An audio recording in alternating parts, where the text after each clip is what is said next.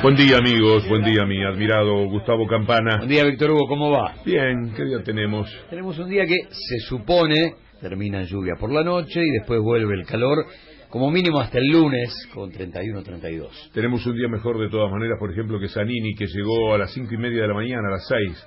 Lo trajeron a esa hora en la madrugada.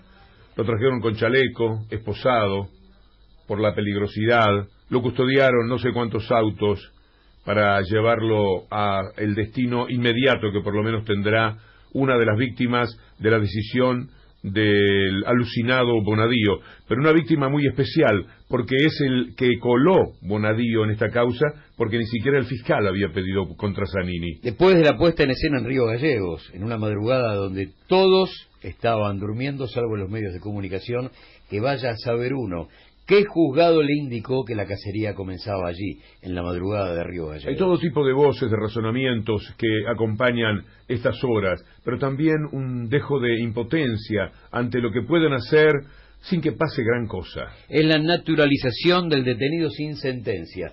Es el nuevo dato teórico que llega para la injusticia de Cambiemos por encima de la justicia, el Poder Judicial, la tercera pata de la República, etcétera, etcétera, etcétera. La naturalización del detenido sin sentencia. No cabemos en nuestro asombro, y supongo que el mundo cuando mira hacia aquí, he visto declaraciones de Rafael Correa, de Lula, pero seguramente también desde Europa, no pueden dar crédito a que por el memorándum con Irán sea que finalmente han querido encarcelar a la expresidenta y para hacerlo posible se han llevado presos a personajes que en realidad son menores si uno los compara con la presidenta, porque el argumento parte de Khalil, de Delia, para llegar finalmente a consumar esto que decir desatino es decir poca cosa. Y el otro dato, que también se convierte en una rápida novedad teórica, es el hecho de que Embajada y AMIA fueron dos hechos de guerra. Y a partir de ese momento aparece Bonadío diciendo, bueno, mirá, el terrorismo internacional cambió la concepción clásica de estado de guerra. Y ahora podemos comenzar a admitir que ese tipo de hechos lo son.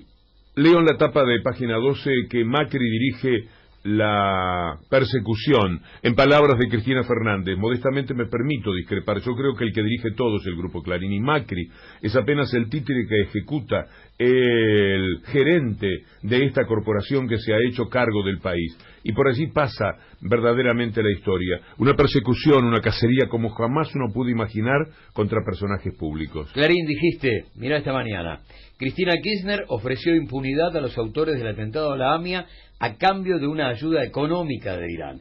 Ese fue el verdadero y lesivo motivo del espurio pacto que ayer derivó en el pedido de desafuero y detención de Cristina. ¿Te das cuenta entonces que si pensamos que Bonadío es el loco, nos quedamos muy cortos, porque esto ya está escrito desde la plena concepción y también desde el lugar de quienes han disparado todos estos episodios y ahora tienen que sostenerlos diciendo lo que en el boliche van a decir qué macana, qué estupidez, pero que en la realidad es un paso de una perversidad política y periodística como uno jamás ha leído. Yo no toco Clarín, lo sabes, pero escuchándote no doy crédito aún siendo Clarín. Afirma Clarín esta mañana, Cristina pretendía una ayuda de Irán equivalente a 10.000 millones de dólares. Así lo dicen los documentos secretos que se encuentran en la sede judicial y las escuchas que aún se mantienen en secreto en la causa AMIA, pero por encima del secreto ya las conocen. Es decir, está justificando Clarín con escuchas secretas y con lo que no se sabe, lo que ya sabemos, que no hay manera. Yo puedo leerte algo que tiene que ver con un integrante de la Corte Suprema, gracias al joven periodista amigo Ramiro Zárate, un reportaje que dio Rosati, actualmente integrante de la Corte, sea lo que sea Rosati. Vale esto, ¿qué le pareció? ¿Usted conocía a Nisman? Sí, me parecía un tipo correcto, con mucho profesionalismo. ¿Qué le pareció la denuncia? Leí la denuncia, no vi delito. La leí con ojos de abogado, incluso gente que puede tener algún interés en hacer este tema más denso, tampoco la vas a encontrar diciendo acá claramente puede surgir un delito. Sin embargo, el fiscal policita imputó a la presidenta. El fiscal ha dicho que esto no da para rechazarlo in limine. Ha dicho vamos a investigar, nada más que eso. Bueno, mirá dónde fue parar todo esto. Pero ni un integrante de la Corte puede decirse ya, puede encontrar, por supuesto que no puede encontrar, ni mínimamente que haya delito. Y suma Clarín que el fiscal policita tiene constancias de que el convenio incluía un aporte nuclear de la Argentina a Irán y que el impulsor del acuerdo fue Hugo Chávez. Como dice Máximo Kirchner, de cualquier forma, esto era esperable. Yo creo que las cosas se muestran solo hay que saber mirar, totalmente esperable. No bueno poder darle respuesta a la gente y no puedes cumplir lo que prometiste, es de manotazo ahogado y por aquellos que piensan diferente y que tienen la dignidad de no retroceder. Es típico de estos tipos de ideas. Era esperable, pero no hay delito de ninguna especie, y lo sostiene bien con argumentos Aníbal Fernández. No hay ningún caso ni hay ningún delito. ¿Cómo puede haber un delito en un convenio que la presidenta firma en función de sus atribuciones constitucionales y que el Congreso aprueba y además nunca rigió ese convenio? ¿Cómo va a haber delito en traición a la patria cuando se alcen armas contra la nación o cuando se una al enemigo dándole socorro y ayuda? Dice la Constitución argentina, su artículo 119. Nunca en la Argentina hubo nadie acusado de traición a la patria. Es un despropósito. Más voces políticas con mucho valor agregado. Edgardo de Petri y la situación de la presidenta. Ni siquiera quieren saber ni investigar. Acá lo que hay en marcha es una operación brutal de persecución política.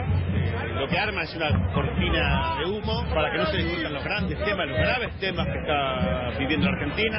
Le van a meter la mano a los jubilados 140.000 millones de pesos con la reforma previsional. Los trabajadores van a ser mucho más precarizados. Sigue la timba financiera. Guillermo Moreno, al hablar de oligarcas, usa la palabra cocarda, porque está pensando seguramente en la sociedad rural que tiene un ministro allí. Guillermo Moreno dice que estar en la cárcel de los oligarcas es una cocarda que te ponen. Estar en la cárcel de los oligarcas es una cocarda, y así se vive. Sí, así se vive. Héctor Recalde señala, y me parece que es para no poder discutir lo que señala, estamos todos en libertad condicional. Hace rato vengo diciendo que estamos todos en libertad condicional. Yo creo que forma parte de una estrategia para que nos hablemos de la reforma previsional, de la reforma laboral, de la reforma tributaria, de qué pasa con el submarino, qué pasa con las represiones del pueblo mapuche, con el invento de un enemigo interno. Ya nos obligan a hablar también de esto, que es realmente, jurídicamente es insostenible, no tiene sustento. Estamos en libertad condicional, o la definición de Agustín Rossi, hay persecución política. La verdad que nosotros sentimos que hay una persecución política sobre los dirigentes de la oposición en la Argentina, seamos dirigentes políticos, gremiales, sociales, que esa persecución política está en la cabeza del presidente Macri y que tiene en el Partido Judicial su estilete más incisivo. Sí, la indignación llega hasta Bonadío en la mayoría de los casos. A mí me asombra que sea así, incluso me asombra que la propia expresidenta ponga el límite en Macri. Posiblemente cuando uno va al discurso se da cuenta que aflora en forma constante lo que es la presión mediática o la intención mediática que hay detrás de todos estos hechos. Pero hacer el corte en Bonadío a mí me parece pobre. Lógicamente, cuando habla una abogada como Graciana Peñafort, no puede ir por afuera de lo que es lo jurídico, y entonces dice que todo esto, y dice, es absolutamente cierto, se trata de una tropelía de Bonadío. Sí, a mí me parece una tropelía lo que está haciendo Bonadío. Digo, son todas personas públicas, sin ningún riesgo de fuga, que han estado siempre a derecho. No me cabe ninguna duda que estas detenciones tienen por objeto capturar los titulares de los diarios y hostigar casi hasta lo indecible a quienes son víctimas de esta persecución. El doctor Timerman está muy enfermo. Estar en esta situación, esperando a ver si vienen a detenerlo o no, es además inhumano. El diario La Nación grita esta mañana que esta es la causa por la que murió Alberto Nisman, la razón que lo llevó a su muerte, y el expediente iniciado por su denuncia, donde aseguró que Cristina Fernández de Kirchner acordó con Irán exculparlo del ataque a la AMIA a cambio de hacer negocios. Ahora se sabe que Nisman fue asesinado por su trabajo como fiscal. Antes de fin de año, la justicia va a procesar a Diego Lagomarsino, que le dio el arma, como partícipe de ese crimen, y a los custodios que no lo custodiaron. Y cierra, la justicia ha dado ayer un paso importante en contra de la impunidad.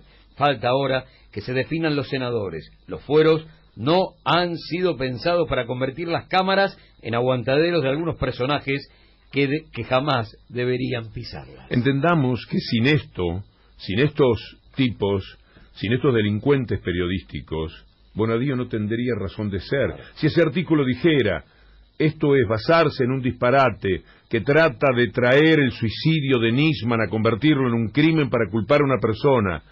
El único argumento que hay para pensar que es un crimen es que Nisman se suicidó 4 días después de la denuncia. Pasan 4 días de la denuncia y aparece muerto, ¿quién va a ser? Ni siquiera se plantean que perfectamente como la pregunta que se puede hacer un investigador, la que hacía Agatha Christie, ¿a quién favorece tal muerte? Para empezar a responder, perfectamente podría pensarse que son los que quieren condenar al gobierno, entonces, hace 2 años, en la muerte de Nisman, los que pudieron haberlo matado. Lo mata, según el punto de vista de ellos, Cristina Fernández de Kirchner, a través de emisarios, porque la denunció. Pero también lo pudieron haber matado aquellos que querían enviarle el crimen a Cristina Fernández de Kirchner. Es un elemento que hace a la mínima inteligencia, pero lo que no hace la inteligencia es procurar unir la muerte de Nisman, que fue un suicidio, convertirlo en un crimen, dar por hecho que es un crimen el mamarracho que pergenió Gendarmería, a las órdenes del gobierno y de la impresentable Patricia Bullrich, decir que esto fue lo que motivó la denuncia de Nisman, es decir, la muerte de Nisman, y ahora explicarla, diciendo lo que todo el ámbito jurídico dijo que era imposible, que esto se había hecho para acordar con Irán ventajas para el gobierno argentino. Y el nuevo dato que agrega Bonadío es que Robert Noble, de Interpol, es parte de una organización kirchnerista, no cabe ninguna duda, porque el tipo dice, no se levantaron jamás las alertas rojas en virtud de la relación personal que tiene con Timerman. O sea, Noble mintió a través de un mail que manda aquel famoso viernes anterior a la muerte de Nisman, solamente por simpatías personales con el ex canciller.